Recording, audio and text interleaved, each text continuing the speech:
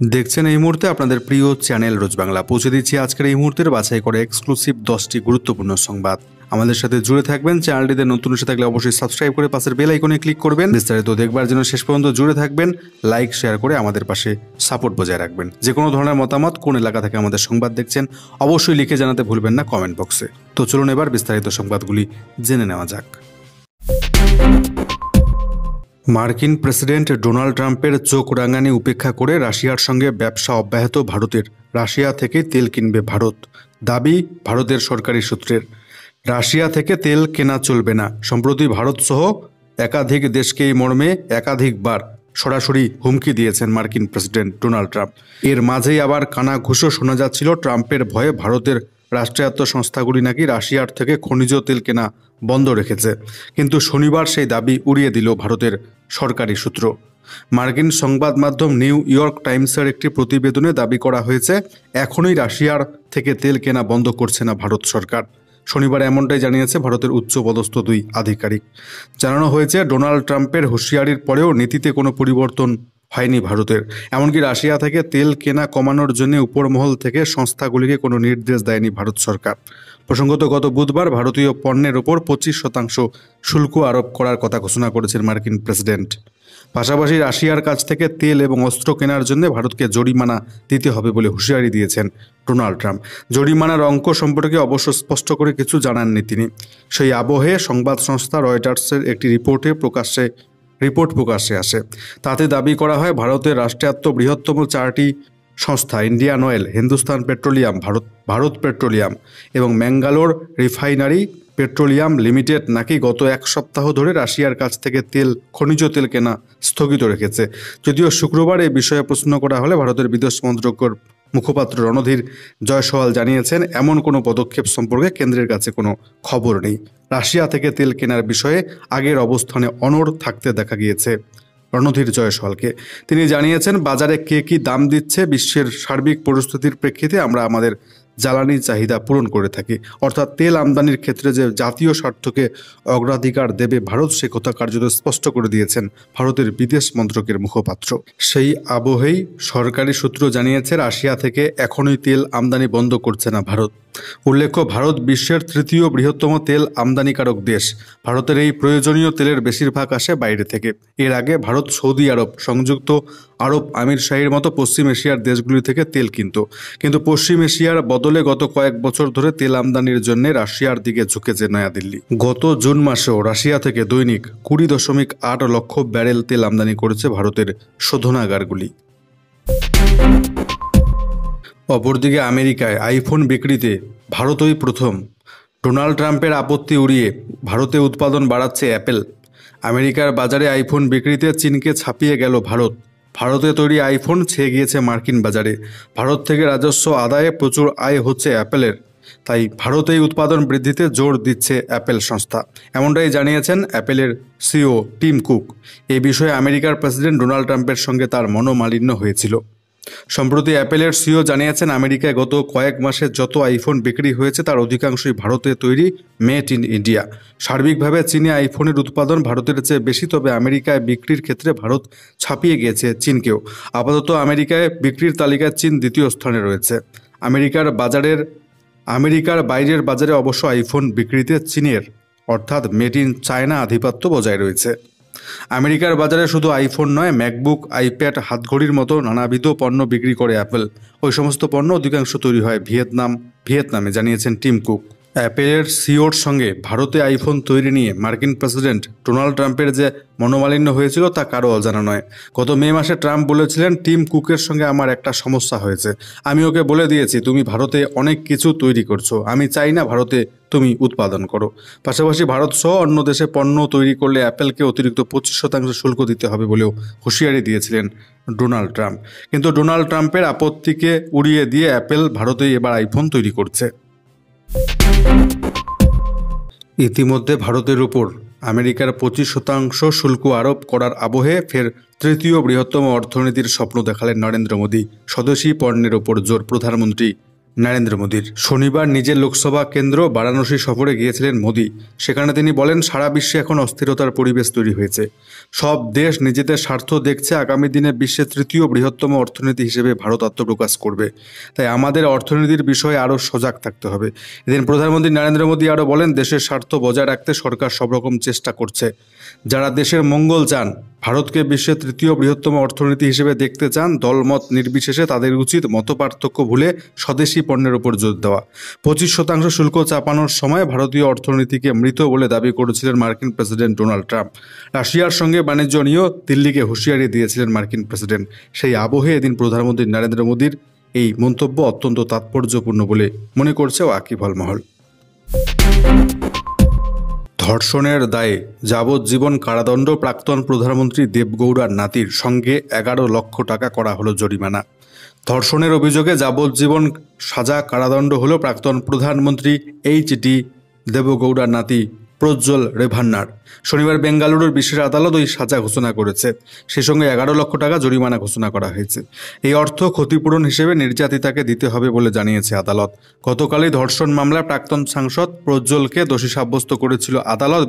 পরিচারিকাকে বাড়িতে আটকে রেখে ধর্ষণ এবং তার ভিডিও রেকর্ড করার অভিযোগ রেভান্নার বিরুদ্ধে।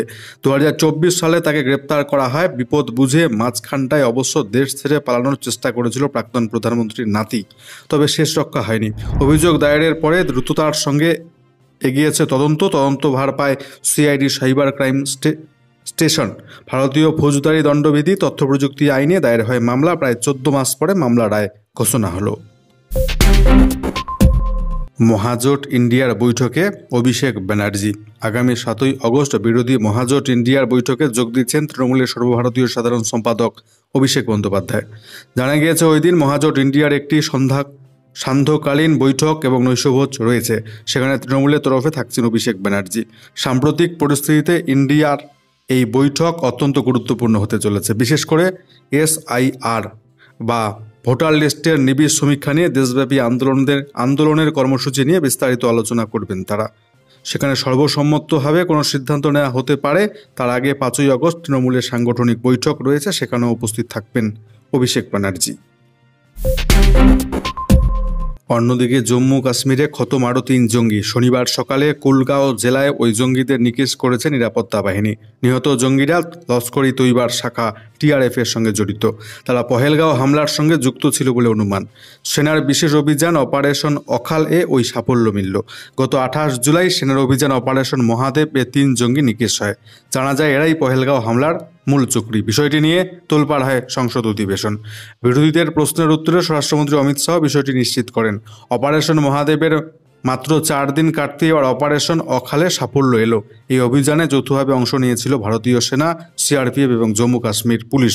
জানা গেছে, কুলগাঁও জেলার অখাল জঙ্গলের কাছে জঙ্গিদের লুকিয়ে থাকার খবর শুক্রবার বাহিনীর কাছে আসে। এরপর ওই এলাকায় তল্লাশি শুরু হয়। সেই সময় আচমকা জঙ্গল থেকে গুলি ছুটে আসে। পাল্টা জবাব দেয় সেনাবাহিনী। শুরু হয় গুলির লড়াই। ইতিমধ্যে আরও বেশি সংখ্যায় জওয়ানরা ঘটনাস্থলে পৌঁছেছেন। গুলির লড়াই ফের শুরু হয় শনিবার সকালে, আর তেতেই নিকেশ হয়েছে 3 জঙ্গি।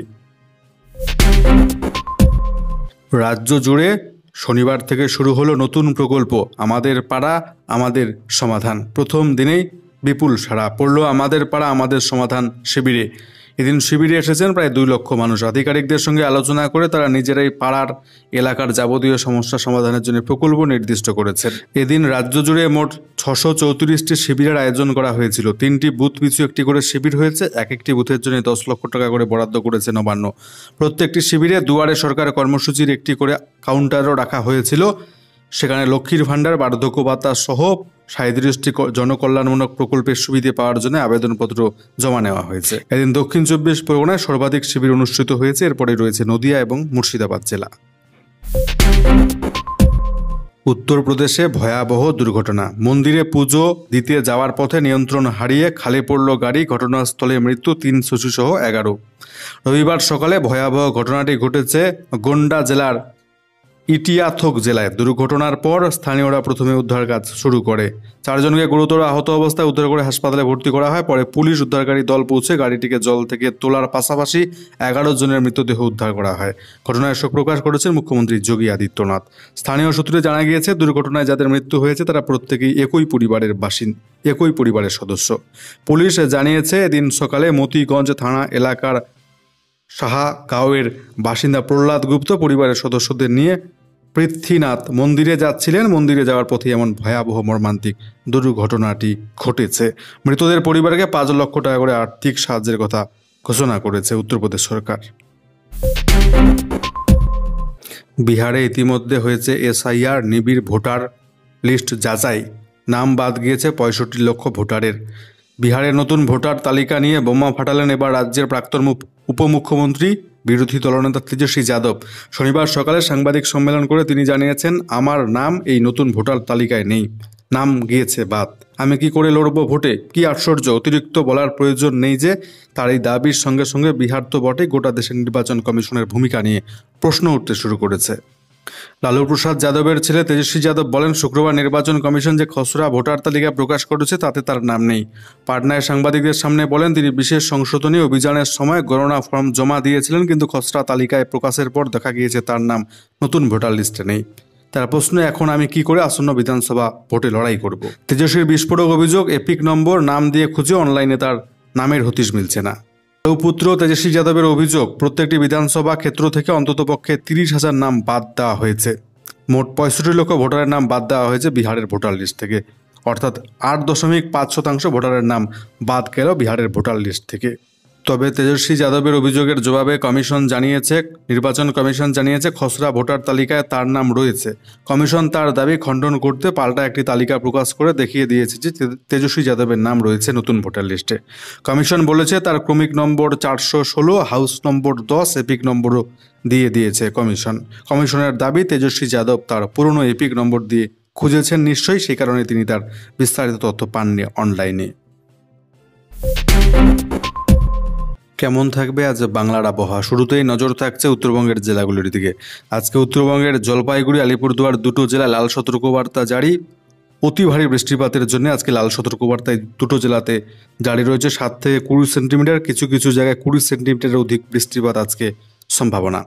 এছাড়াও আজকে উত্তরবঙ্গের দার্জিলিং, কালিম্পং, কোচবিহার এই 3টি জেলায় ভারী অতি ভারী বৃষ্টিপাতের জন্য কমলা সতর্কবার্তা জারি রয়েছে।